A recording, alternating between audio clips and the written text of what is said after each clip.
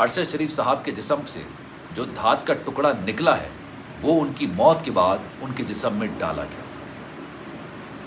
وہ گولی کا ٹکڑا تو ضرور ہے، لیکن اس گولی سے ارشد شریف صاحب کی موت واقع نہیں ہوئی۔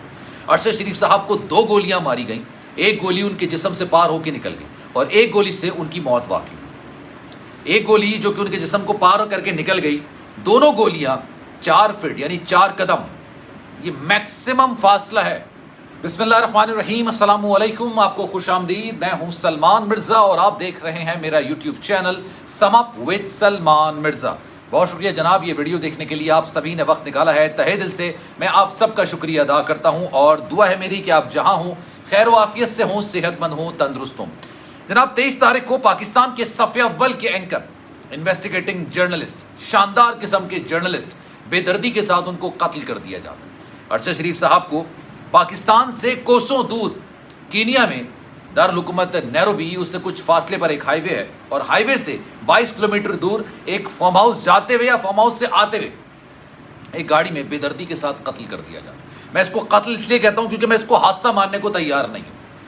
اب جناب اس قتل کے حوالے سے روزانہ کی بنیاد پر کچھ ایسی خبریں نکل کر سامنے آتی ہیں جس پر بات کرنا بڑا ضروری ہوتا ہے، آپ کو بتانا بڑا ضروری ہوتا ہے۔ آج 2 نومبر ہے جب میں یہ ویڈیو بنا رہا ہوں اور روزانہ کی بنیاد پر کوئی نہ کوئی ایسی چیز نکل کر سامنے آ رہی ہے۔ ایک تحقیقاتی کمیٹی تشکیل دی گئی، 2 رکنی ٹیم ہے جو کہ اس وقت کینیا کے اندر موجود ہے، انہوں نے ملاقات کی ہے خرم سے بھی اور وقار سے بھی۔ وقار اور خرم کو نے ڈیٹیل رپورٹ میں بنا چکا ہوں گزشتہ روز، اگر آپ نے نہیں دیکھی تو آپ جا کے ضرور دیکھیے گا۔ لیکن ایک ایسا انکشاف ہوا ہے جناب، ارشد شریف صاحب 24 تاریخ کو جب یہ خبر نکل کر آئی کہ ارشد شریف صاحب کو بے دردی کے ساتھ قتل کر دیا گیا، پورے پاکستان میں غم تھا، غم و غصہ تھا، نہ صرف غم تھا بلکہ غصے میں بھی تھے پاکستان۔ اور آپ نے دیکھا کہ جو میت ان کی آئی، جب ارشد شریف صاحب کی جسد خاکی کو پاکستان پہنچایا گیا، لوگ امٹ کر آئے، پورا پاکستان نکل آیا۔ جو ارشد شریف صاحب کو جانتے تھے وہ بھی نکل کر آئے، جو نہیں جانتے تھے وہ بھی نکل کر آئے، کیونکہ ارشد شریف صاحب جن نامساعد حالت میں پاکستان سے گئے تھے، کسی نے نہیں سوچا تھا کہ اس طرح سے ان کی میت پاکستان واپس آئے گی۔ اب جناب ایک ایسی چیز نکل کر سامنے آئی ہے، جس رات کو بلکہ 1 بجے ارشد شریف صاحب کا جسد خاکی پاکستان پہنچایا گیا، 2 بجے کے قریب یہ خبر نکل کر سامنے آئی رات میں کہ جناب ارشد شریف صاحب کے گھر والوں نے کہا ہے کہ ان کا پوسٹ مارٹم دوبارہ کیا جائے گا۔ ایک پوسٹ مارٹم کینیا میں کیا جا چکا ہے اور ایک پوسٹ مارٹم پاکستان میں کیا جائے گا۔ اب پوسٹ مارٹم رپورٹ میں بہت سارے انکشافات نکل کر سامنے آئے ہیں۔ ان کے جسم سے ایک دھات کی ایک آلہ بھی نکل کر آیا، آپ یہ سمجھ لیں کہ دھات کا ایک ٹکڑا وہ نکل کر آیا۔ لوگوں کو سمجھ نہیں آیا جو کہ پوسٹ مارٹم کر رہے تھے۔ 8 رکنی بورڈ ہے پیمس کا، جو کہ یہ میڈیکل بورڈ پوسٹ مارٹم کر رہا تھا ارشد شریف صاحب کا۔ کسی کو سمجھ نہیں آئی یہ دھات کا ٹکڑا ہے کیا، فورنسک کرایا گیا، پتہ چلا بھائی یہ تو گولی کا ٹکڑا ہے، جس گولی سے ارشد شریف صاحب کو قتل کیا گیا اس گولی کا ٹکڑا ہے۔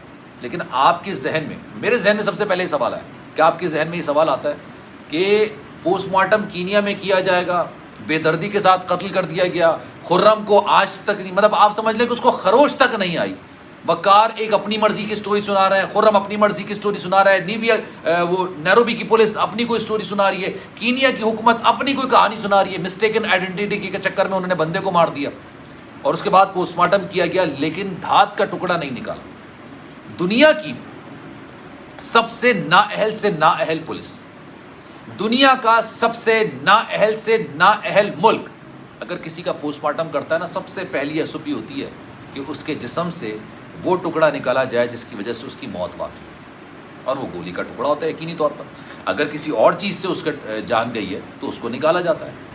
اب ایک سوال یہاں پر پیدا ہو رہا ہے، اور یہ سوال کئی ایسے ماہرین ہیں جن کا تعلق طب سے ہے، جو ڈاکٹرز ہیں، جو سرجنز ہیں، جو باقاعدہ پروفیسرز ہیں، وہ یہ سوال اٹھا رہے ہیں اور وہ یہ کہہ رہے ہیں۔ اس لیے میں نے کہا کہ آپ کو ہر گزرتے دن کے ساتھ ایک ایسی سٹوری نکل کر آتی ہے جس پر بات کرنا بڑا ضروری ہو جاتا ہے۔ ارشد شریف صاحب کے جسم سے جو دھات کا ٹکڑا نکلا ہے وہ ان کی موت کے بعد ان کے جسم میں ڈالا گیا تھا۔ وہ گولی کا ٹکڑا تو ضرور ہے، لیکن اس گولی سے ارشد شریف صاحب کی موت واقع نہیں ہوئی۔ ارشد شریف صاحب کو 2 گولیاں ماری گئیں، ایک گولی ان کے جسم سے پار ہو کے نکل گئی اور ایک گولی سے ان کی موت واقع ہوئی۔ ایک گولی جو کہ ان کے جسم کو پار کر کے نکل گئی، دونوں گولیاں 4 فٹ یعنی 4 قدم، یہ میکسیمم فاصلہ ہے۔ پوسٹ مارٹم رپورٹ بتا رہی ہے کہ میکسیمم فاصلہ ہے کہ 4 فٹ سے ان پہ گولیوں کی جو ہے نا بوچھار کی گئی، 2 گولیاں برسائی، کیونکہ اگر آپ دور سے کسی کو گولی مارتے ہیں نا تو گولی اس کے جسم پر پیوست ہو جاتی ہے، جا کے لگ جاتی ہے، باہر نہیں نکلتی. لیکن آپ قریب سے بالکل جسم سے ساتھ لگا کے گولی ماریں گے تو اکثر اس کی سپیڈ، اس کی ویلوسٹی اتنی ہوتی ہے کہ وہ پھاڑ کے نکل جاتی ہے جسم. اور ارشد شریف صاحب کے ساتھ یہی. ارشد شریف صاحب کا جب پوسٹ مارٹم کینیا میں کیا گیا، اب یہ بات نکل کر سامنے آ رہی ہے کہ جناب اس گولی کو نکال لیا گیا تاکہ ان کے ذہن میں تھا، ان کے ذہن میں یہ بات تھی، ان کو پتا تھا کہ پاکستان جائیں گے نا تو پاکستان جا کے اس کا پوسٹ مارٹم ضرور ہوگا، ایسے ہی تدفین نہیں کر دی جائے گی، وجہ قتل تلاش کرنے کی کوشش کی جائے گی، کتنی دور سے گولیاں چلائی گئیں یہ بھی وجہ تلاش کرنے کی کوشش کی جائے گی. جو ہم اسٹوری بنا رہے ہیں، کینیا کی حکومت، نیروبی کی پولیس جو ہم اسٹوری بنا رہے ہیں اس پر منوان تسلیم نہیں کیا جائے گا، کیونکہ 600 لوگوں کو مارا جا چکا ہے اس فورس کی جانب سے جنہوں نے ارشد شریف صاحب پر بتایا جا رہا ہے کہ گولیاں چلائیں مبینہ طور پر. میں یہ نہیں مانتا کہ انہوں نے گولیاں چلائیں. اب جناب یہ بات نکل کر سامنے آئی کہ جب ان کا پوسٹ مارٹم کیا گیا تو وہ گولی نکال لی گئی تھی اور ایک دھات کا ٹکڑا اندر چھوڑ دیا گیا. وہ کسی اور گولی کا ٹکڑا ہے، کیونکہ جس طرح سے وہ دھات کا ٹکڑا اندر تھا وہ پھنسا ہوا نہیں تھا. اب یہ بات طب کے ماہرین کہہ رہے ہیں، نہ میں میڈیکل کو سرجن ہوں، نہ ہی میں پروفیسر ہوں، نہ ہی، لیکن لوگوں سے ڈسکشن کرتا ہوں، بات کرتا ہوں، جو چیز نکل کر سامنے آتی ہے منوان آپ کے سامنے امانت کے طور پر رکھ دیتا ہوں.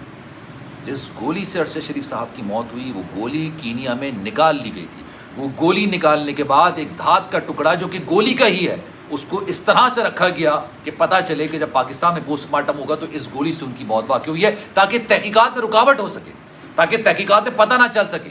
ہو سکتا ہے یہ وہ گولی ہو جو کہ کینیا کی پولیس استعمال کرتی ہو اور اس کے ٹکڑے کو اندر ڈال دیا گیا اور اس سارے معاملے کو گول گول گھمانے کی کوشش کی. کئی ایسے سوالات ہیں، کئی ایسے رہسیہ ہیں جس پر، کئی ایسے راز ہیں جس پر سے پردہ اٹھانے کی اس وقت ضرورت ہے. اب ڈاکٹرز یہ کہتے ہیں کہ جناب جس طرح سے وہ ٹکڑا نکالا گیا نا، وہ تو ٹکڑا ڈالا گیا تھا، وہ پھنسا ہوا نہیں تھا. جسم کے اندر گولی جو ہوتی ہے وہ جا کے پھنستی ہے، اسی وجہ سے موت واقع ہوتی ہے، اس کو باقاعدہ کھینچ کے نکالا جاتا. یہ ایسا تھا کہ جیسے اوپر سے کوئی چیز ڈالی گئی ہو. بہت ساری چیزیں ایسی ہیں. ارشد شریف صاحب کے پاس الیکٹرانک آلات موجود تھے، جس میں ان کا آئی پیڈ تھا، جس میں ان کا سیٹلائٹ فون تھا، جس کے پاس ان فون تھا، لیکن وہ کہاں گئی چیزیں کچھ سمجھ میں نہیں آ رہی. کس سے انہوں نے بات کی، کس سے انہوں نے رابطہ کیا، کیا کیا چیزیں تھیں.